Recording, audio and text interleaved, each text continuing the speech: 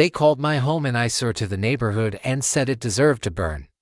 3 months later, they discovered I was the federal judge who'd spent 2 decades putting corrupt officials behind bars. Now I stand amid the ruins of what used to be my living room. The scent of damp ash clings to the air, heavy, lingering, like guilt that refuses to fade. The wind whistles through the hollow frame of what were once handcrafted log beams, and shards of glass crunch beneath my boots with every step. Those fragments once framed sunrises over the mountains I'll never wake up to again. The security footage told the story better than words ever could. There she was, HOA President Patricia Blackwood, leading what she called a controlled burn for fire safety violations. The irony. My property had passed every inspection without a single issue. But the HOA made one fatal mistake before lighting those matches. They never asked who I used to be. So, tell me, what would you do if your HOA tried to literally burn you out of your home? Drop your thoughts in the comments. And let me know where my fellow property rights warriors are tuning in from. Let's rewind about 6 months back when life was quieter, and I still believed people were mostly decent. My name's Samuel Riverside, though my friends just call me Sam. I'm 58 years old, with enough scars, literal and otherwise, to prove I've lived a few battles. After 20 years on the federal bench, I finally traded my judge's robe for flannel shirts and early mornings on my late grandfather's 40-acre ranch in Pinehurst Valley, Colorado. The air there tastes like pine needles and promise. My family had owned that land since 1952. Long before anyone dreamed up homeowner associations or their endless community standards. For 2 years, I'd poured my soul into rebuilding Grandpa's old cabin, solar panels on the roof, a rainwater system, and a thriving organic garden that could have graced a sustainability magazine. Life was simple until Patricia Blackwood swept in like a perfectly styled storm. Patricia Trish, to those brave enough, was 52, with razor-sharp blonde highlights that practically shouted, "I'd like to speak to your manager." She'd moved into the valley 3 years earlier, fresh off a messy divorce that left her with a real estate license and a reservoir of bitterness, powerful enough to power a small city. Within 6 months, she'd clawed her way into the presidency of the newly formed Pinehurst Valley Homeowners Association, which had sprouted around the old ranch properties like suburban weeds after rainfall. I smelled her expensive perfume before I even saw her BMW roll up my gravel driveway that morning. "You must be the holdout," she declared, stepping out in heels that had no business touching ranch soil. Her smile was sharp enough to draw blood. "I'm Trish Blackwood, president of the Pinehurst Valley HOA." I wiped my hands on a rag I'd just finished tuning my solar array. "Sam Riverside. Nice to meet you," I said. Her gaze swept across my land like a general assessing enemy territory. "We need to talk about your compliance issues." I couldn't help but chuckle. "Ma'am, my property's been here 30 years longer than your HOA. I've got the legal paperwork to prove it if you'd like to take a look." Her smile faltered for half a heartbeat, then snapped back into place. "We'll see about that, mountain man." The sound of her heels clacking back toward her car should have been my first warning. But I was still thinking like a judge, believing that rules mattered, that decency prevailed. What I didn't realize was that Patricia had her own system, and it had nothing to do with justice. Her real estate firm had just inked an exclusive deal with Pinnacle Development Group, and my 40 acres of prime valley land were the missing piece of their next multi-million-dollar subdivision. All that stood in their way was one stubborn old man. Within a week, the anonymous complaints began rolling in: bogus septic issues, nonsense zoning violations, building code infractions for structures that had already been inspected and approved. Each day brought a new county inspector, each leaving baffled, finding everything in order. But Trish wasn't done. I could feel something darker brewing. The autumn wind carried more than the scent of pine that year. It carried warning. One morning, I spotted fresh surveyor stakes driven into the soil near my property line, like tiny red grave markers.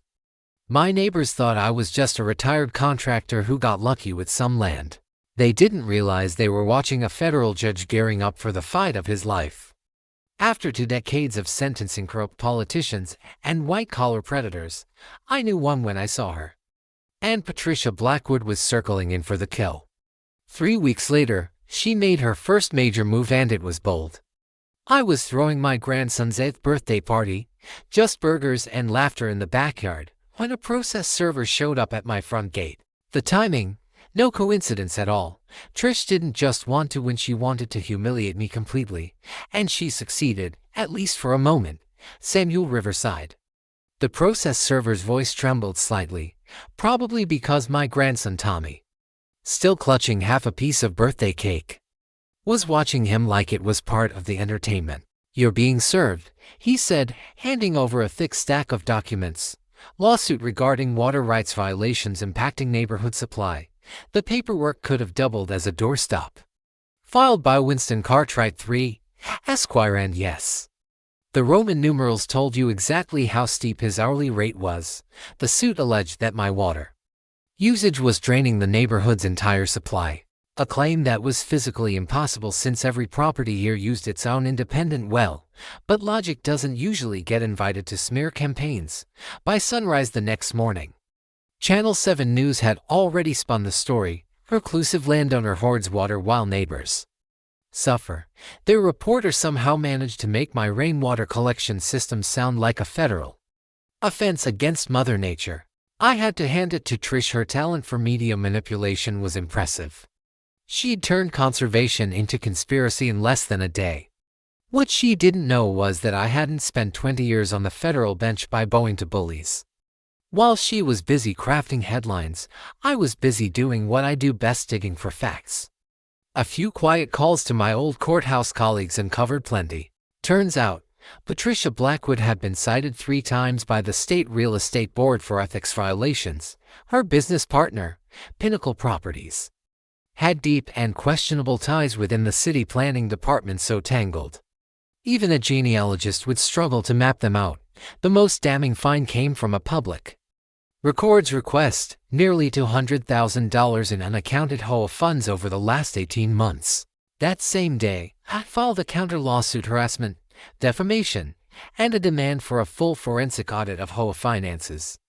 I'd seen bullies fold under real legal pressure before, and I knew the moment Trish realized she could be on the hook for my attorney's fees, the game would change. Using my old federal court connections, I made sure the case landed before Judge Martinez, a man known for having zero patience for frivolous litigation. The hearing was set for Tuesday. Cartwright swaggered into court like he owned the place, custom suit, polished briefcase, and that smug grin lawyers wear when they expect to steamroll a yokel. What he didn't realize was that I'd written more legal opinions than he'd ever read.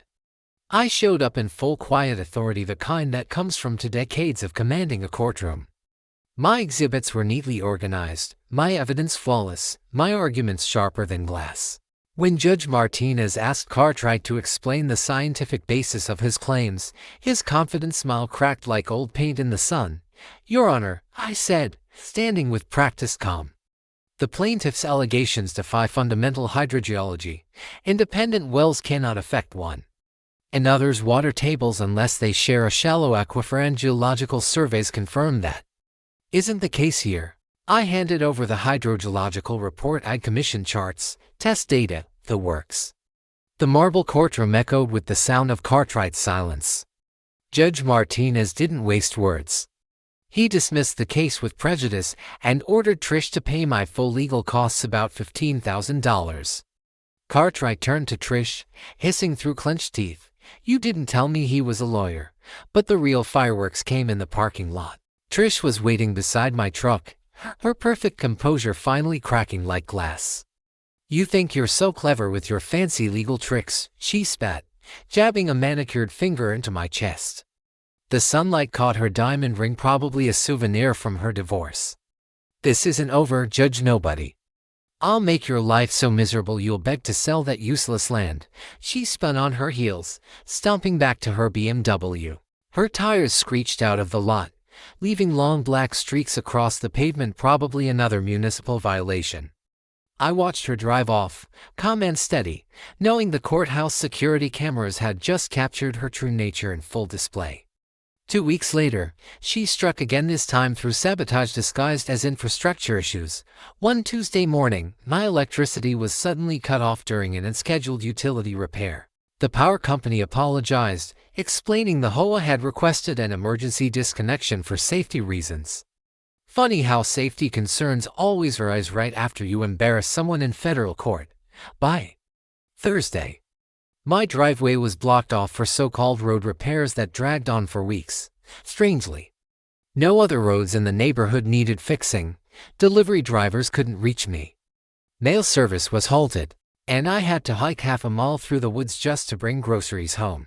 The constant stench of diesel and hot asphalt became my new cologne.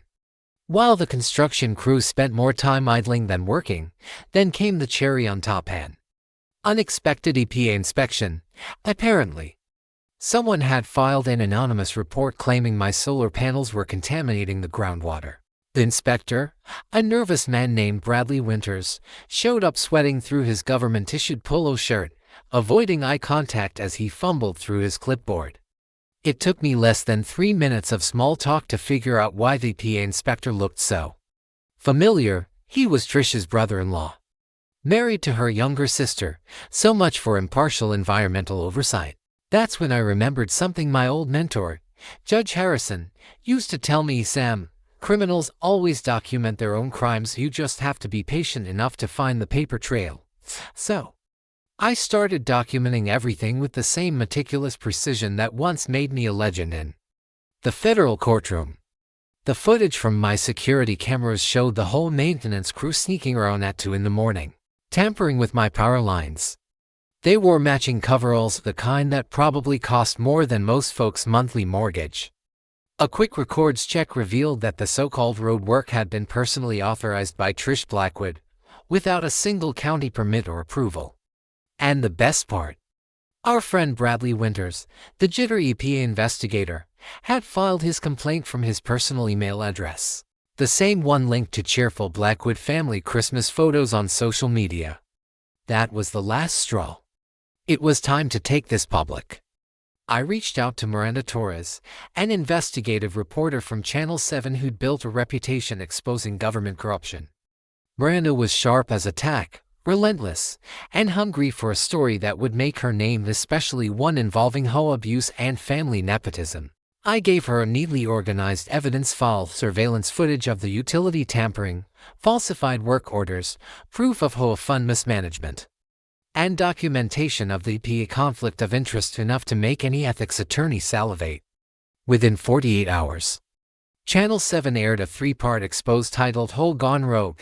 Miranda's investigation blew the lid off Trish's entire operation. She exposed how Trish had been bullying residents for years, threatening fines and liens over infractions as ridiculous as garden gnomes and off-color mailboxes. An elderly neighbor, Mrs.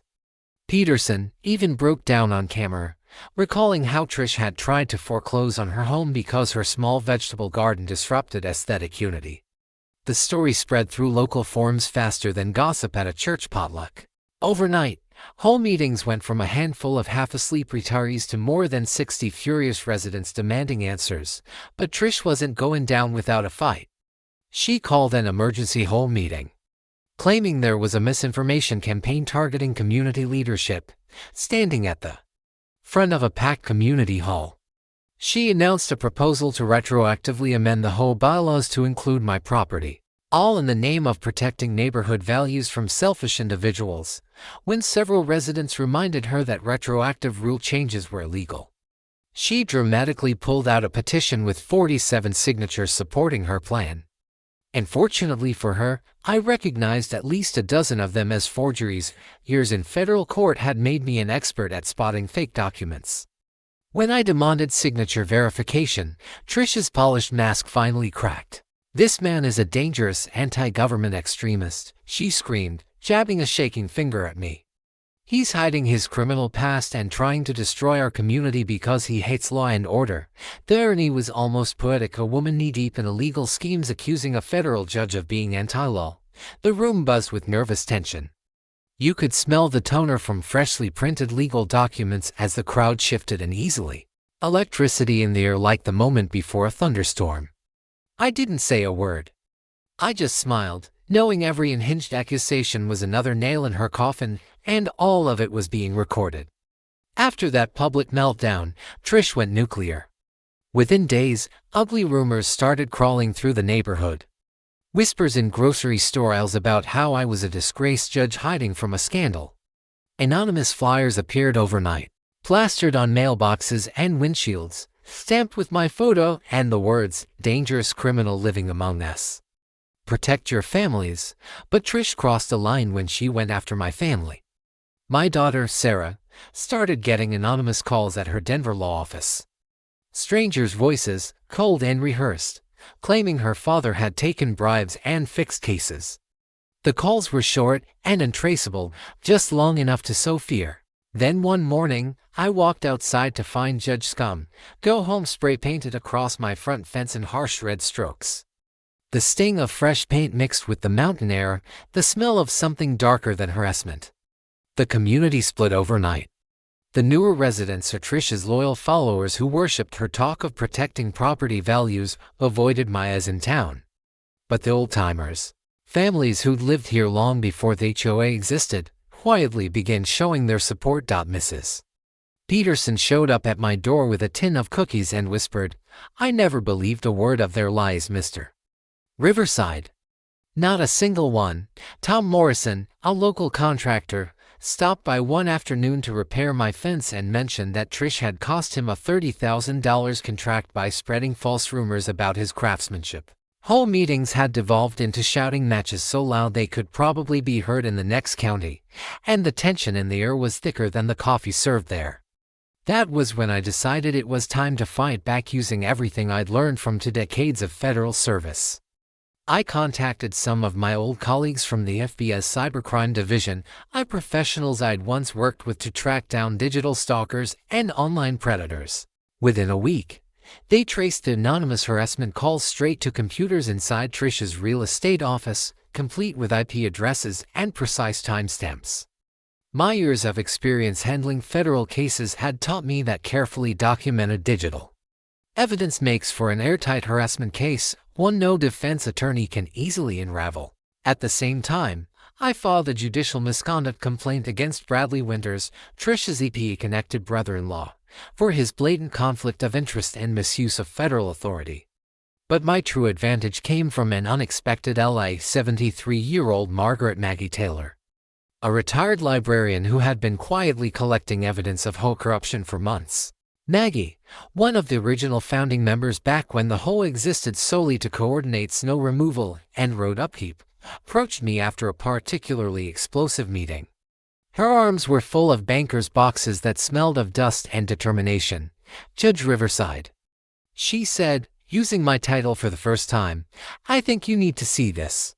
Inside those boxes were copies of every HOA record since its inception, including the original charter that clearly exempted older properties from any future rule changes. Even more valuable, Maggie had secretly recorded whole meetings on her phone for the past year, capturing hours of Trish's threats, lies, and illegal manipulations. To show I wasn't the reclusive villain Trish made me out to be, I decided to bring the neighborhood together. I started hosting weekend barbecues on my property. The first weekend brought just a dozen people, but word quickly spread about the food, the laughter, and the honest conversation. By the fourth week, more than 40 neighbors had gathered, sharing stories, comparing HOA experiences, and rediscovering what real community felt like. The laughter of children blended with the hum of conversation and the sizzle of burgers on the grill, creating something Trish's sterile developments could never replicate: a genuine connection. The real turning point came at the next town council meeting. Trish stood before the board, demanding my property be condemned as a public nuisance that endangered everyone's safety and home values. She had even prepared a flashy PowerPoint filled with pictures of supposed violations: compost bins, rain barrels, and solar panels she called health and aesthetic hazards. When it was my turn to speak, I walked to the podium with the calm confidence I'd carried in countless federal courtrooms. "Council members," I began evenly, "I think it's time you knew exactly who you're dealing with." For the first time, I revealed my background as a retired federal judge who had spent his career prosecuting corruption and defending citizens' rights. A low murmur rippled through the room like wind rustling pine branches: surprise, interest, and sudden respect. Trish's face went pale as the realization hit. She'd been targeting a federal judge for months. Still, she lashed out in desperation. "He's a danger to our property values," she shouted. "His presence ruins everything we've built." Watching her unravel in front of the council was more satisfying than my first cup of coffee in the morning. Her credibility collapsed like a house of cards in a storm. 2 days later, Maggie called me, her voice trembling with the thrill of discovery. "Judge, you need to come over right now," she said. "I've been reviewing those recordings, and I found something that changes everything." I drove straight to her small ranch home, where her dining room had been transformed into a full-blown investigation hub. Audio gear, transcripts, bank statements, and detailed timelines covered every surface. The rich smell of fresh coffee mixed with the musty scent of old paper as she queued up a file on her laptop. "Listen to this," she said, pressing play. Trish's voice came through, crisp and unmistakable, recorded 3 months earlier during what she thought was a private call after an HOA meeting. "Richard, the plan is working perfectly. Once we get that stubborn old man out of the way, we'll rezone the entire area for a luxury housing project. Your father's vote on the council is guaranteed, and I'll collect my $500,000 finder's fee plus exclusive insider rights to the development." The second voice was unmistakably that of Richard Peton Jr., whose father sat on the city council and whose company, Pinnacle Properties, specialized in upscale subdivisions. "What about the other homeowners?" he asked cautiously. "Some of them are starting to question where the money's going."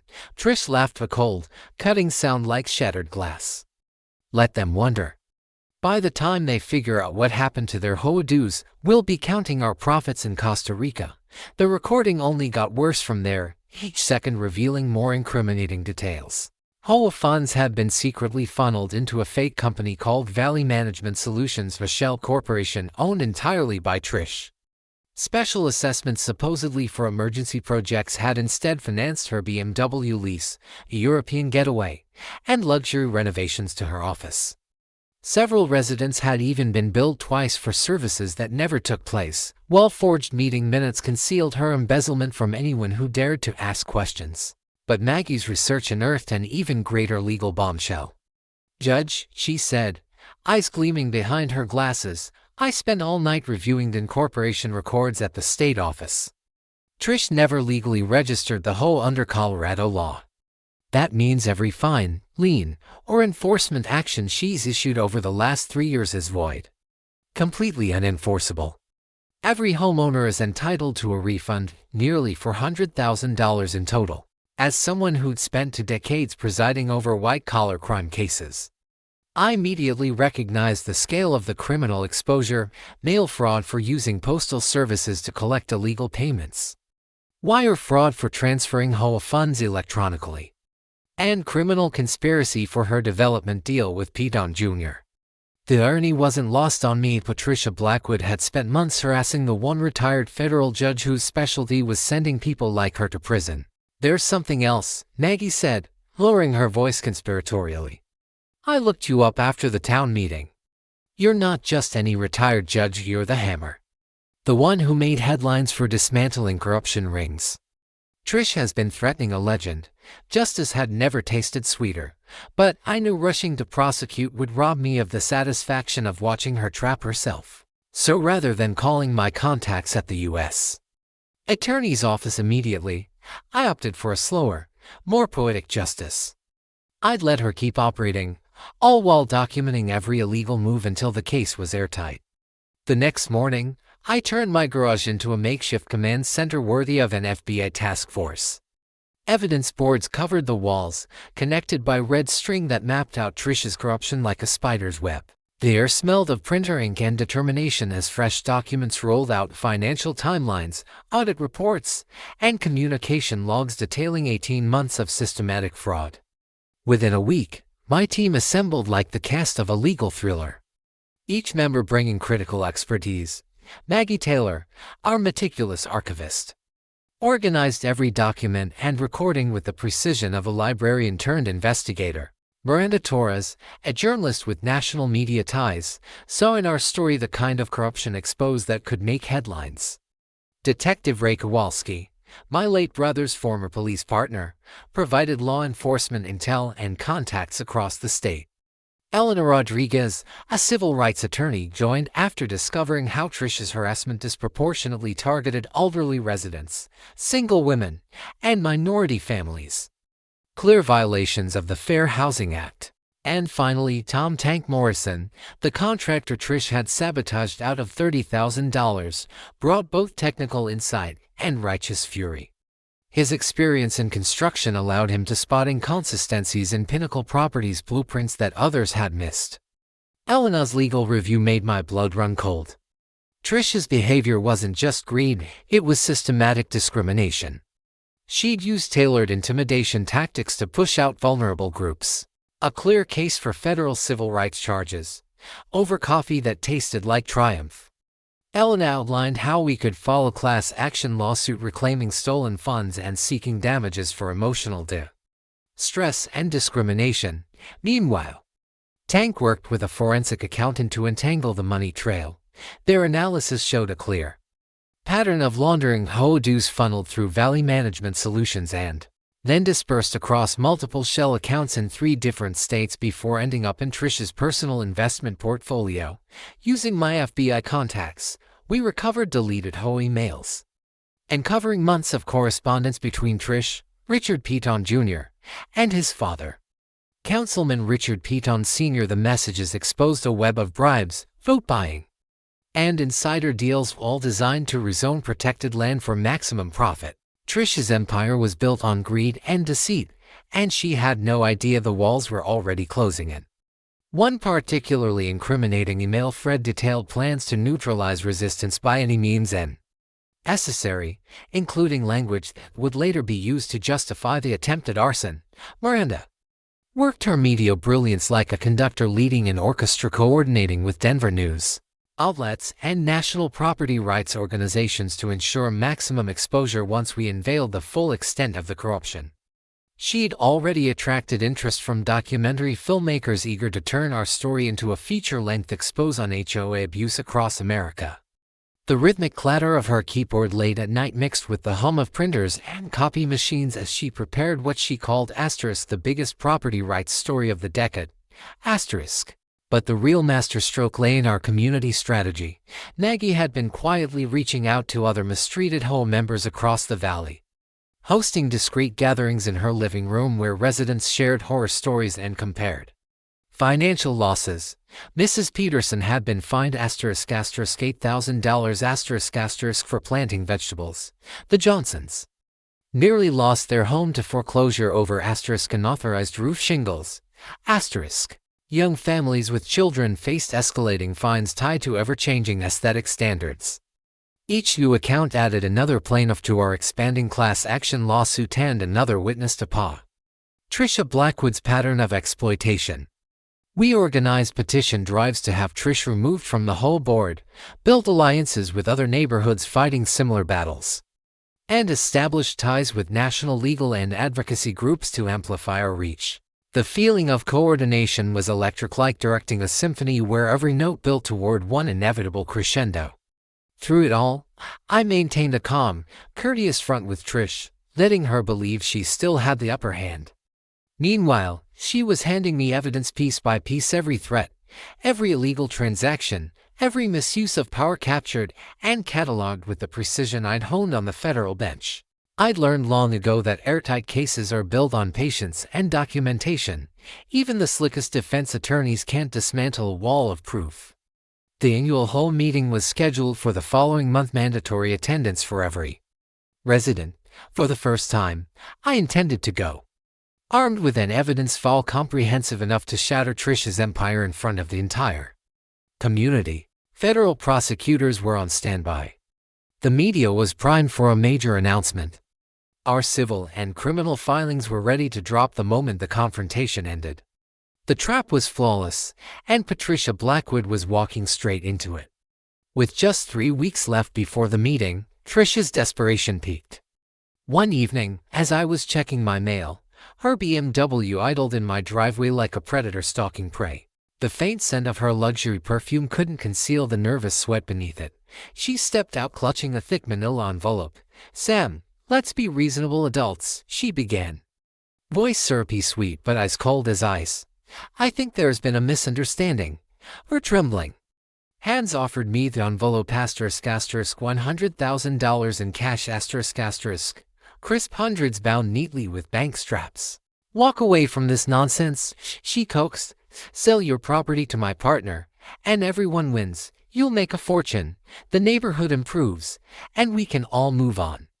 When I politely declined her generous felony. The mask cracked. Fine, she hissed. But you don't know who you're dealing with. I'll destroy your reputation so completely, no one will ever trust you again. She ripped the envelope from my hand, scattering bills across the driveway like physical proof of her panic.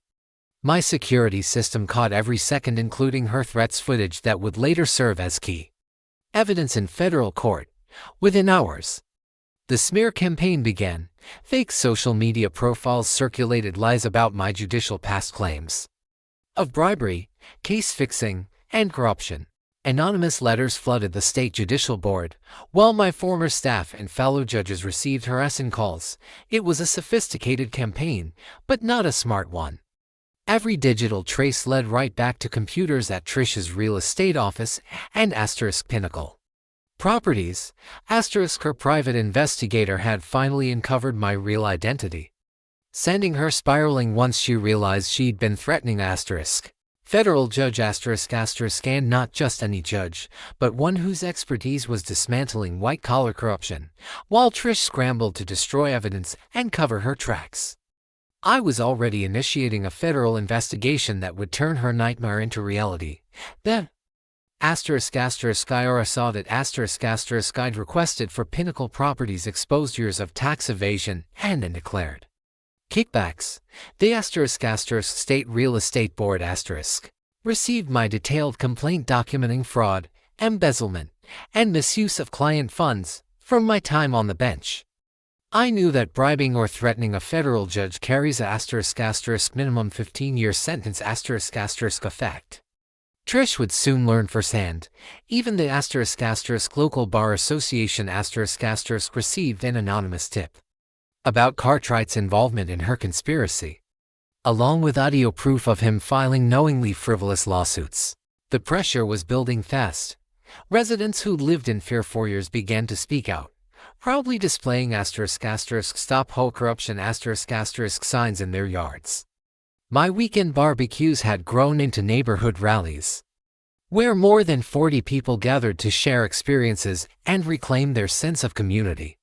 One by one, HOA board members resigned rather than be complicit in Trish's crimes. Backed into a corner, Trish went all in on public relations warfare. She hired Morrison and Associates a crisis management firm notorious for defending disgraced politicians. Their audacious plan, portray me as a corrupt ex-judge abusing his influence to evade HOA rules, while bullying an innocent community leader. Anonymous tips flooded the FBI, accusing me of taking bribes, while strategically leaked media stories painted me as a vengeful tyrant using my connections to silence honest citizens. But the plan backfired spectacularly. Federal investigators quickly verified my flawless record, confirming within hours that the corruption allegations were baseless. Meanwhile, surveillance of Trish's office exposed the entire web of her conspiracy with Pimpton Sr. and Jr. Phone intercepts captured incriminating conversations involving witness intimidation, obstruction of justice, and even contingency plans to flee the country if their operation fell apart. Fear practically dripped from every word, her voice growing shakier with every intercepted call. The recordings were both tragic and darkly hilarious. Trish frantically feeding documents into shredders while juggling calls with high-priced attorneys who, with each review, unearthed yet another layer of criminal activity. Her office sounded like a cross between a shredder expo and a panic room full of crooks who could sense the walls closing in. The most incriminating piece of evidence, however, came from Trish herself in a recorded exchange with Pimpton Jr. If that judge thinks he can ruin me, he's about to learn what real power looks like, she spat. I don't care if I have to burn down half the valley, I will not lose to some washed-up old man in flannel. That single clip became exhibit in the federal case for conspiracy to commit arson, a perfect example of criminals talking themselves into conviction, 2 weeks before the annual HOA meeting. Trish's panic hit its lowest point. That's when she reached out to Danny Voss, a disgraced ex-employee of Tank Morrison's PR firm who'd been fired for drinking on duty and ignoring safety protocols. Danny was a walking liability, angry, reckless, and exactly the kind of man Trish needed to take her crimes from white-collar to violent. Her plan was disturbingly simple. She paid Danny $10,000 in cash to start an accidental electrical fire during the next windstorm times so that delayed emergency response would make it appear to be an act of nature. But Danny's girlfriend, Lisa, had a conscience. She secretly tipped off Detective Kowalski, who immediately set up a joint sting with state and federal authorities to catch everyone involved in the act. The night of the sting, I stayed safely at my daughter's house in Denver while agents and fire crews surrounded my property in strategic positions. Hidden cameras covered all 40 acres, while federal monitors listened in on radio chatter. The air felt heavy with tension and autumn chill as we waited for Danny to strike, knowing full well that arson for hire, when it involves interstate commerce, carries a minimum 20-year federal sentence. At 2 a.m., during a power outage Trish had arranged through utility contacts, Danny arrived in his pickup loaded with industrial accelerants and the misplaced confidence of a man who thought he could outsmart the FBI. He moved efficiently, dousing the foundation and walls with chemicals meant to create an inferno that would destroy both evidence and everything I'd ever built. Fire crews allowed the blaze to grow just long enough to secure proof. Watching as my home of 20 years vanished in flames visible for miles, the community stood helpless, watching memories and 2 years of restoration work reduced to ash. Mrs. Peterson wept openly, and Tank Morrison's fists clenched so hard his knuckles turned white. Sirens echoed through the valley like a mournful hymn, while the scent of burning timber and shattered dreams filled the cold night air, a smell that would haunt me forever. Danny was arrested before dawn, reeking of fuel and carrying receipts that traced directly to Trish's cash payments. Under pressure, he flipped instantly, confessing to everything: the bribe, the instructions, even Trish's contingency plan to blame the fire on my faulty solar panels. Financial records showed her $10,000 withdrawal the day before, while phone logs revealed 47 calls exchanged between them that same week. Trish's fatal mistake came the next morning when she phoned Channel 7 News to spin her narrative. "I hate to say this," she purred to the reporter, feigning concern, "but Samuel Riverside's been acting erratically. I have proof of his financial problems, and honestly, it wouldn't surprise me if he staged this fire for the insurance money." That recorded interview instantly became Exhibit B, evidence of defamation, conspiracy, and obstruction of justice all in one. The community's response was volcanic. Outrage erupted across the valley as residents finally grasped the depth of Trish's corruption. Neighbors organized relief efforts, local churches gathered donations, and national property rights advocates descended with lawyers, media teams, and support networks. What began as one man's battle against an HOA tyrant had now ignited a nationwide movement against systemic abuse. The federal response was immediate and merciless. The U.S. Attorney's Office publicly declared a sweeping federal probe into HOA corruption and the arson conspiracy, while FBI agents executed simultaneous raids on Trish's home, office, and real estate firm, leaving nothing untouched. Computers were confiscated, records seized, and safety deposit boxes pried open to expose a web of financial crimes spanning multiple states. Pinnacle Properties was sealed off with bright yellow tape as investigators followed money trails through offshore accounts and shell corporations. City Councilman Pimpton Sr. was immediately suspended, his political career collapsing faster than my house had burned. The EPA's Bradley Winters faced federal indictments for abuse of authority and conspiracy, while Attorney Cartwright found himself under dual investigations by the Bar Association and federal prosecutors for his role in orchestrating the harassment campaign. The acrid taste of smoke still clung to my throat, but beneath it was something far sweeter: the satisfaction of watching an empire of arrogance crumble beneath the weight of truth. Patricia Blackwood had awakened a sleeping giant, and the reckoning that awaited her would be nothing short of spectacular. By Thursday evening, an emergency town hall meeting had been called, and the Civic Center auditorium was overflowing, over 400 residents packed inside, shoulder to shoulder.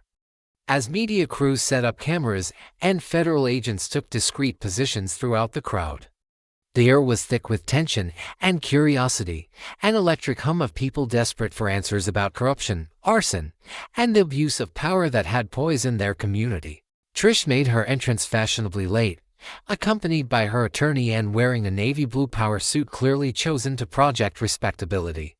Her attempt at poise couldn't hide the panic behind her eyes. They darted nervously across the room, scanning for sympathy that no longer existed. The whispers and glares made it painfully clear. Crowd had turned against her. Then I entered. The applause started with Mrs. Peterson and spread like wildfire through the room until the entire audience was on its feet. Neighbors who had endured months of intimidation now stood united, their applause thunderous, echoing off the walls like rolling storm clouds. I caught a glimpse of Trish's face draining of color as she realized her reign of fear was over. When Mayor Richardson called me to the podium, I walked forward with the same deliberate calm I'd used in countless federal courtrooms. The noise faded into an expectant silence broken only by the clicks of camera shutters and the low hum of recording gear. Gripping the microphone, I looked out over the sea of faces, some familiar, others skeptical, but all hungry for the truth. Ladies and gentlemen, I began, my voice steady and firm with the authority of 2 decades on the federal bench. I think it's time you know exactly who you've been dealing with.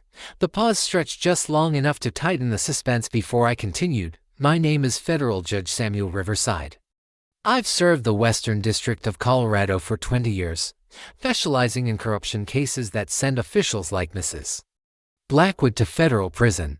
The collective gasp that followed was almost physical, a wave of shock that rippled through the room. Camera flashes erupted like lightning, and reporters scrambled to capture every word. Trish went from pale to ghostly white as it dawned on her that the man she'd threatened and slandered was a federal judge with a reputation for dismantling corruption. I laid out the evidence like a prosecutor addressing a jury. Audio recordings of her bribes and threats filled the auditorium. Financial documents projected onto the screen detailed nearly $400,000 in stolen HOA funds. Photos of vandalism and property damage appeared alongside banking records tracing money through dummy company. Eyes that existed only on paper, turning toward her. I addressed her directly so that every camera caught the moment. Mrs. Blackwood.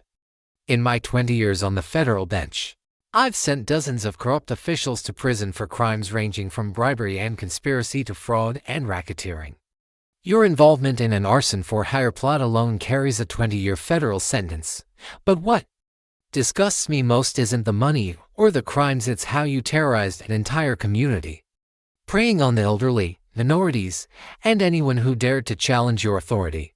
Then, shifting my focus back to the packed room, I spoke with the full gravity of my office. Here's what Mrs. Blackwood never understood. In this country, we don't kneel to petty tyrants who mistake a title for power. That ends tonight. That was the breaking point.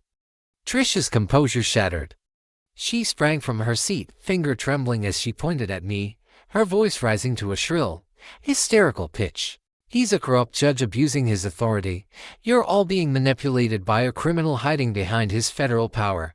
Her attorney tried to pull her back, whispering frantically. But she was beyond control, ranting, and hinged, and desperate.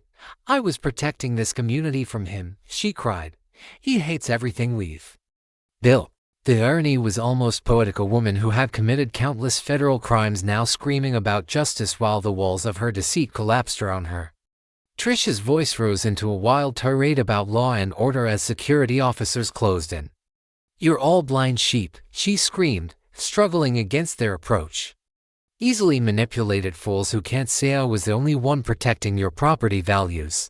Her shouts echoed down the corridor like the final outburst of a fallen despot as she was escorted from the auditorium. Moments later, U.S. Attorney Jeanna Morrison stepped up to the podium, her presence commanding instant silence. With calm precision, she announced a 47-count federal indictment, charges that guaranteed Patricia Blackwood would spend The next 20 years behind bars. The roar of applause that followed shook the room. Justice, for once, tasted sweeter than mountain honey. I stood there realizing that sometimes the system truly does work when enough good people decide they've had enough of bullies. 6 months later, the verdicts exceeded even my most optimistic expectations. Patricia Blackwood received 15 years in federal prison with no chance of parole, plus $2.4 million in restitution to the community she'd tormented for years.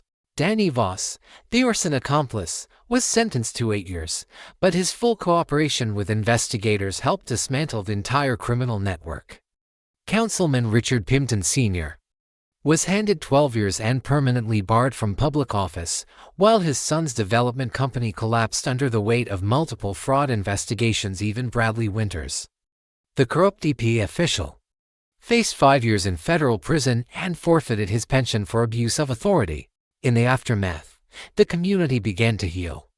With over 60 volunteers by my side, I rebuilt my home from the ground up, a stronger, smarter version that included a public meeting hall and a neighborhood library. It became a symbol of what we had fought for, a place where neighbors could gather without fear of retaliation or intimidation. The new house featured advanced fireproofing, upgraded security systems, and solar panels that stood as a beacon of resilience. Ironically, property values across the valley began to rise, boosted by national headlines praising our stand against corruption. From the $400,000 in recovered HOA funds matched by donations from across the country, we founded the Pinterest Valley Educational Foundation. The program offers scholarships to local students, prioritizing those pursuing law, journalism, or public service. Every year, our scholarship banquet brings the community together, families once divided by fear now united in celebration of courage and cooperation. Somewhere in the middle of all that rebuilding, Miranda Torres and I found something we hadn't expected. Her investigative reporting won her a Pulitzer Prize for exposing HOA corruption nationwide. And I discovered that retirement feels a lot sweeter when shared with someone who values strong coffee and stronger convictions. We were married last spring in my rebuilt community hall, surrounded by neighbors who had become like family. Our environmental projects turned the valley into a model of sustainability. The solar cooperative now lowers everyone's energy bills, and our thriving community garden feeds the local food bank year-round. Rainwater systems installed throughout the neighborhood serve as daily reminders that conservation and community can thrive side by side, creating a legacy far more meaningful than Trish's sterile vision of luxury living. My memoir, When Good Neighbors Go Bad, a federal judge's story, became a national bestseller, inspiring homeowners in 12 states to organize against HOA corruption. Speaking at law schools, town halls, and civic groups, I shared what we learned, that justice and community strength are built one act of courage at a time. Congress later invited me to testify on new HOA oversight laws, and the Federal Trade Commission launched a national task force to investigate HOA abuse. The ripple effect spread far beyond our valley. Colorado passed the nation's toughest HOA accountability legislation, mandating transparent finances, democratic governance, and background checks for board members. Other states quickly followed suit, and federal prosecutors began treating HOA corruption as the serious crime it truly is. But the greatest transformation happened right here at home. Elderly residents who once hid behind locked doors now host potlucks and run advocacy groups. Young families have formed playground committees and youth leagues. Even some of Trish's former supporters now work to strengthen the very communities she tried to destroy.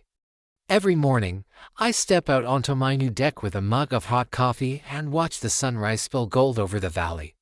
I'm reminded that justice isn't only about punishment, it's about creating places where good people can live freely, without fear of petty tyrants who mistake authority for power. So tell me, what's your whole horror story? What would you have done in my shoes?